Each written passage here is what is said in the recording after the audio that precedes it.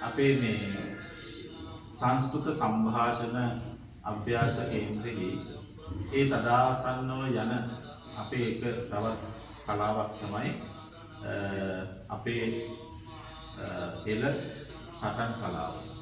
එතකොට අපේ ආයතනයේම පවතිනවා පවත්වනවා එහෙම පන්තියක්. පුහුණු මධ්‍යස්ථානයක් හැටියට.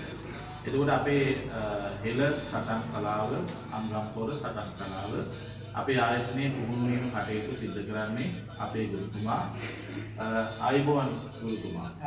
එතකොට අපිට අද දවසේ පුංචි හැඳින්වීමක් ඔබතුමාත් එක්ක අපි කරන්න බලාපොරොත්තු වෙනවා. මේ අපේ එළ සටන් කලාව පිළිබඳව. මොකද්ද ගුරුතුමා අංගම්පොර සටන් කලාව කියන්නේ? ඇත්තටම අංගම්පොර සටන් කලාව කියපුවා අපිට දීර්ඝ ඉතිහාසයක් තියෙනවා. අපේ ගුරු බාපුන් කියලා කියන හැටියට මේක රාවණාගේ කාලේ ඉඳන්ම තිබුණු සටන් කලාවක් මේ දක්වා මේ එන්නේ. මේක ප්‍රධාන වශයෙන්ම කොටස් තුනකට බෙදෙනවා.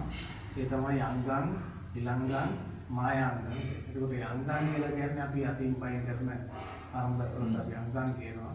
ඉලංගම් කියනකොට එතන අපි ආයුධ වලින් කරන පාවිච්චි කරලා කරන ඉලංගම් කියනවා. ඊළඟට මායාංගම් කියන්නේ දුර්ගම් එක්කම දැන් අංගම් පිල්ලි කියලා ඉස්සරහට දාලා තියෙන පිල්ලිය වගේ අපේ පැරණි සංස්කෘතියේ විතර ඒ ප්‍රධාන කොටස් තුන හැටියට ඒ විදිහට තමයි සඳහන් වෙලා තියෙන්නේ. එතකොට දැන් අද එදා අපේම ශාස්ත්‍රයක් හැටියට තිබිච්ච මේ ශාස්ත්‍රය අපි අහලා තියෙනවා බටහිර දේශීන් නැත්නම් ඉංග්‍රීසීන් මේ රට අල්ලගත්තට පස්සේ ඒවා තහනම් කරා කියලා. එතකොට අදටත් අපිට ඒ තහනම එහෙමම තියෙනවද ගුරුතුමා? ඇත්තම එදා තහනම් කළේ මයිසල තහනම් කරපු හේතුව පැහැදිලි කරලා අපේ රට විජාතීන් ආක්‍රමණය කරනකොට උන්ක සටන් කරන්න ගියේ අපේ විශේෂයෙන්ම හමුදා සෙගොළුන්ගේ මේ අංගන් ශිල්පීන් තමයි වැඩි හරියක් ඉන්නේ. එතකොට මේ අංගන් ශිල්පීන් ඇත්තෙන්ම උත්තරේ බයිනේත් ඉස්සරහා උනත් සටන් කරපු කට්ටිය. ඒවෙන් බේරෙන්න කියන්නේ පිටිපස්සෙන් ඇවිල්ලා වෙලිල්ලක් තියෙනවා නම් ඒක දැනෙනවා. ඒ කියන්නේ භාවනා ක්‍රම මේ ආධ්‍යාත්මික සටන් කලාවක් ඒ තරම් හිත දියුණු කරලා ඉන්නේ. තිබ්බයි අපේ ශිල්පීන්. අන්න ඒ නිසා සුද්දට ඇත්තෙන්ම බැරි වුණා මේ අපේ අංගන් ශිල්පීන් පරාජය කරන්න. කොහොම අමාරුයි.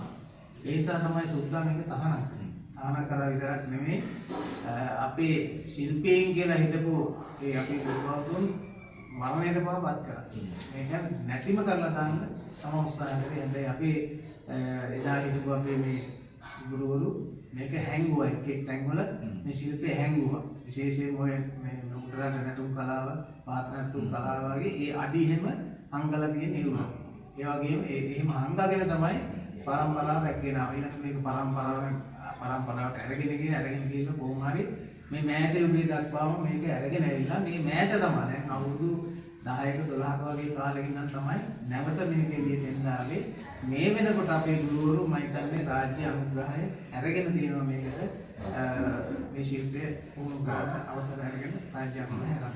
එතකොට තා මේ තහනම කියන එක නීත්‍යානුකූලව ඉවත් වෙලා කියනවාද ගුරුතුමා? දැන් ඒ තහනම් කරපු එක දැන් අවුරුදු ගාණක් ගිහිල්ලා රජවරු ජනාධිපතිවරු අගමැතිවරුපත් වෙලා එහෙම වර්ෂ ගාණක් ගිහිල්ලා තියෙනවනේ. තාමත් ඒ අර තහනම් කරපු තහනම් කිරිල්ලෙන් අපට මුදව ගන්න මේක හම්බෙලා නැද්ද? කොහොමද මේ වෙනකොට එක වෙලා තියෙන්නේ? මම හිතන්නේ මට හරියටම කෙලින් පිළිතුරක් දෙන්න බැහැ. නමුත් අපේ සමහර ගුරුවරු මේක තහනම ඉවත් කරන්න කියලා ඉල්ලීම් කරලා තියෙනවා. මම හිතන්නේ තහනම් ඉවත් කරලා තියෙනවා මේ වෙනකොට. මොකද එහෙම නැත්නම් අපිට මේ පළේලියේ කියන්නේ ඕකන්න මේ කොම්බි කරන්න බෑ. එන්න අපි උනා නවත්තා.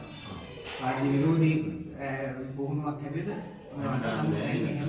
නෑ දැන් හැමතැනම එක ගුරුකුලවල පුහුණු කියන්නේ සියදදාරි පුහුණු කරගෙන යනවා. ඒ වගේම කලෙන් මංගල්ල තියෙනවා.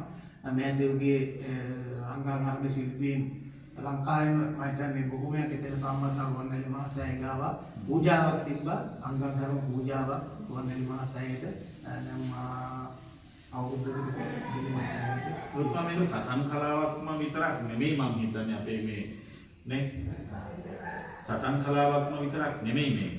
මේක මේ ආධ්‍යාත්මයත් එක්ක යන එක. මේ ඒකයි අපේ හෙළ ශාස්ත්‍රයේ දිවිච්ච දේවල් එහෙමයි. අපේ හෙළයාගේ වටිනාමකම රැඳුනේ ඒවත් එක්ක. ඒක නිසා මේ හෙළ සටන් කලාව මේ ආධ්‍යාත්මයත් එක්ක සම්බන්ධ වෙච්ච ගනුදෙනුවක් නේද මේක තියෙන්නේ. ඔව් ඇත්තෙන්ම මේ අංගම් හර්බ ශිල්පය නැත්නම් අංගම් පොර කියලා කියනකොට ආධ්‍යාත්මික ගුණවතාවත් එක්කම කරන සටන් මේ කලාවක් කියන තමයි අපිට හඳුන්වලා දීලා තියෙන්නේ. ඇත්තෙන්ම එහෙම නොවුනොත් මේ සටන් කලාව අපිට නියමාකාරව සටනක් විදිහට ගෙනියන්න අමාරුයි. ඒ කියන්නේ අපේ හිත මෙල්ල කරගන්න විතරයි. හිත দমনය කරගෙන තමයි අපි මේ සටන් කලාවත් එක්ක පුරුදු පුහුණු වෙන්න වෙන්නේ. ඒකේ කෙරවලටම ගිහපු අවස්ථාවක් නේද ඒ කුණ්ඩලිනී යෝගය ඒ වගේ අවස්ථාවක් සමින් හඳුන්වන්නේ එහෙම එකක් නේද? කුණ්ඩලිනී යෝගය කියලා කියන්නේ මේ ශිල්පයේ ඉහළටම ගිය තැන. ඒක තමයි ඉස්සෙල්ලා කිව්වේ අපේ දේශීය ආක්‍රමණත් එක්ක අපේ මුතුන් මිත්තු අපේ ශිල්පධාරීන්ට පිටිපස්සෙන් ඇවිල්ලා තුවක්කුවකින් විදි තියන්න බෑ. මොකද ඒ කුණ්ඩලිනී යෝගය වගේම හිත දියුණු කරගත්ත අයට දැනෙනවා. පිටිපස්සේ Tamanට මොකක් හරි අතුරුවක් ආන්තරාවක් එන්නේ නැහැ. ඒකත් ඒ කට්ටිය මේ ශිල්පයේ ක්‍රමත් එක්ක ඒකෙන් ඒ පිළිුන්නේ මඟහරින්න තුරුවන් දක්ෂතාවය තියන අය ඉතිරි තියෙනවා. හොඳයි. ගුරුතුමනි එතකොට අපි අපේ ආයතනයේ මේ අංගම්පොර මේ සටන් පුහුණු බිමක් හැටියටත් අපි පවත්වගෙන යනවා. එතකොට අපිට පසුවදත් මේ සම්බන්ධ විස්තර කතා කරන්න පුළුවන්කම තියෙනවා. අපි දැන් අද අපේ අංගම්පොර සටන් පුහුණු බිම පවත්වන දවස. ඒක නිසා මේ පන්තියට යන්නත් ඒ නිසා අපි අදට අපේ සාකච්ඡාව මෙහෙම නවත්තලා අපි තවත් දවසක මේ ගැන අපි දීර්ඝව සාකච්ඡා කරමු කියන ඉල්ලීමද අදට අපි සමුගමු. එනම් ඔබතුමාට බොහොම ස්තුතියි. බොහොම ස්තුතියි.